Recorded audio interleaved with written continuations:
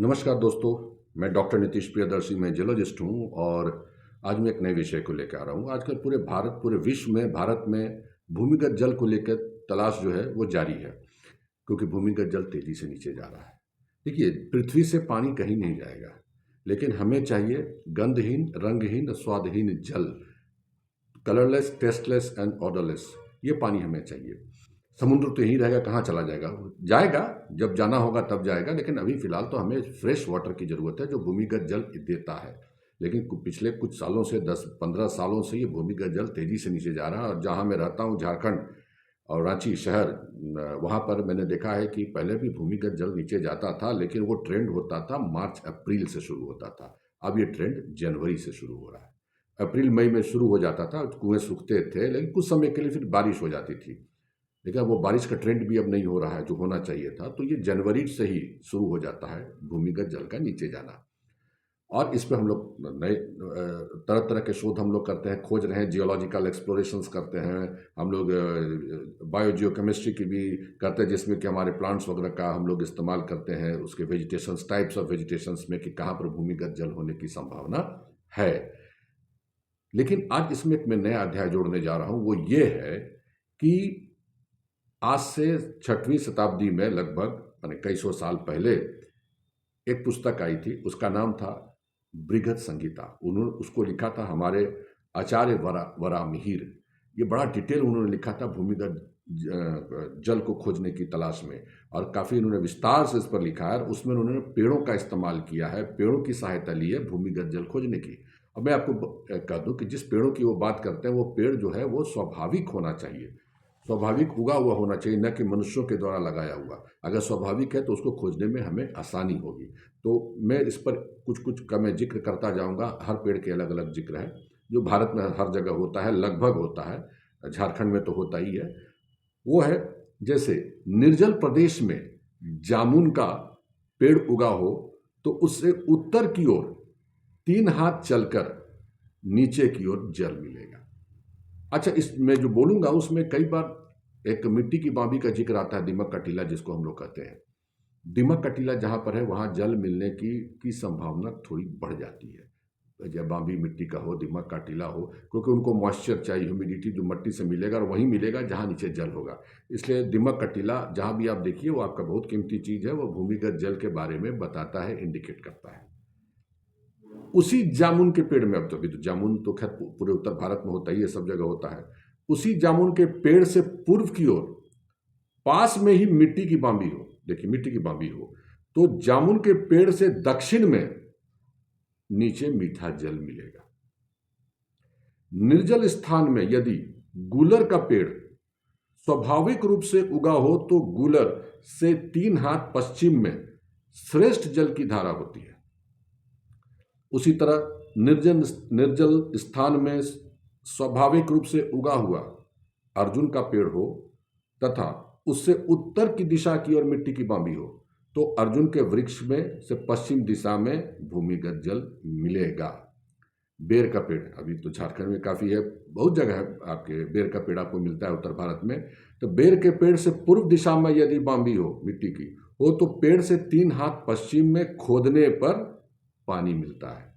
यदि करंज का वृक्ष से दक्षिण की ओर बांबी हो तो दक्षिण की ओर से 2 हाथ छोड़कर खोदने से जल मिलता है।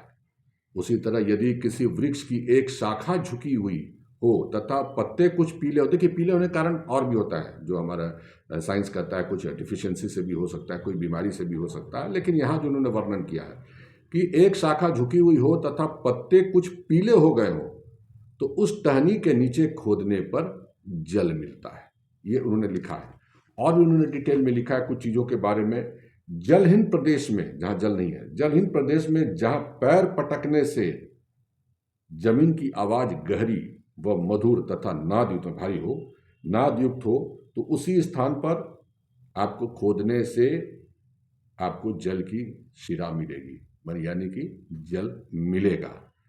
उसी तरह जिस पेड़ के फलों या फूलों में विकार अर्थात अस्वाभाविक परिवर्तन हो तो उस वृक्ष से 3 हाथ पूर्व में खोदने से जल मिलेगा। उन्होंने बहुत कुछ इस पर लिखा है, जैसे खजूर से थोड़े बड़े पत्तों वाली खजूर की एक जाति का वृक्ष खजूरी होता है। यदि निर्जन प्रदेश में खजूरी का पेड़ हो तो 2 चोटियों वाला हो तो उसमें पश्चिम में जल मिलेगा।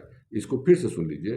खजूर से थोड़े बड़े पत्तों वाले खजूर की ही एक जाति का वृक्ष है, खजूरी होता है। यदि निर्जल प्रदेश में खजूरी का पेड़ 2 चोटियों वाला हो तो उसमें पश्चिम में अगर आप खोदते हैं तो वहां आपको भूमिगत जल मिलने की संभावना बढ़ जाती है। तो अब जैसे एक और उन्होंने लिखा कि सूखे प्रदेश में जहां घास उगी हो अथवा जलीय प्रदेश में जहां घास न हो तो आसपास प्राकृतिक घास हो तो वहां पर जल या धन होता है। क्या धन के बारे में तो हम लोग नहीं जानते हैं, लेकिन जल भी धन से कम नहीं है। आज के समय में आप बहुत प्यास लगी है तो धन को पी के चाहे खा के आप प्यास नहीं बुझा सकते, आपको तो जल चाहिए होता है। कुछ लोगों का मत में कि इसमें यहाँ पर जल होने की संभावना हो जाती है जहाँ घास हो, चाहे जहाँ घास न भी हो जलीय प्रदेश में, तो वहाँ पर प्राकृतिक रूप से वहाँ पानी मिलने की संभावना हो जाती है। इसका प्रयोग मैंने किया रांची में अपने 2 मित्रों के यहाँ, जो हमने वेजिटेशंस देखा और हमने पाया कि वहाँ पर हमने देखा नेचुरल वेजिटेशंस, आपके द्वारा लगाया बनी वेजिटेशंस, तो वहाँ हमने जो पैटर्न देखा उसमें हमने कहा था कि यहाँ भूमिगत जल मिलने की संभावना है और सौभाग्य से जल मिला वहाँ पे। लेकिन हर जगह इसको लागू नहीं किया जा सकता है, सबको बहुत चीज़ इस पर डिटेल रिसर्च की आवश्यकता होती है।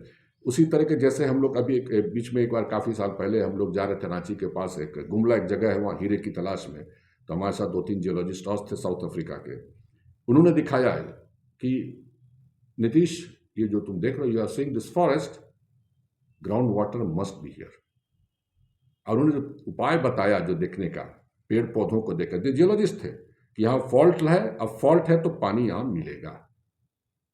तो वो हमारे दिमाग में था कि ऐसी बात नहीं कि सिर्फ टेक्स्ट बुक पढ़ के चाहिए करके नहीं हो सकता है, लेकिन ये बात उन्होंने बताया डिटेल में। बहुत सारा डिटेल वारा मिहिर ने लिखा है 6वीं उसमें कि जल हम कहाँ, बहुत सारे पेड़ का नाम है। जहाँ पर एक चीज़ उन्होंने और लिखा है, जहाँ जमीन पर छूने से आकारण गर्मी लगे या धुआं सा निकले तो वहां नीचे बहुत मात्रा में पानी होता है। ये बहुत इंपॉर्टेंट। तो इस तरीके से हम लोग काफ़ी अगर बैठेंगे तो काफ़ी लंबा समय लग जाएगा, काफ़ी बृहद इस पर उन्होंने लिखा है। और कहीं कहीं तो उसमें वहाँ पर उन्होंने पृथ्वी के बारे में, भूकंप की भविष्यवाणी के बारे में, किस प्रदेश में भूकंप आता है, सूखा कब पड़ेगा, बड़ा विस्तृत उन्होंने लिखा है इसमें वृहद संहिता में, जो मैं अभी पढ़ता हूँ, रोज देखता हूँ। क्योंकि हर साल हर मौसम इसकी मैं इस पुस्तक में उस मौसम के बारे में, उस मौसम के प्रभाव के बारे में जानकारी दी हुई है।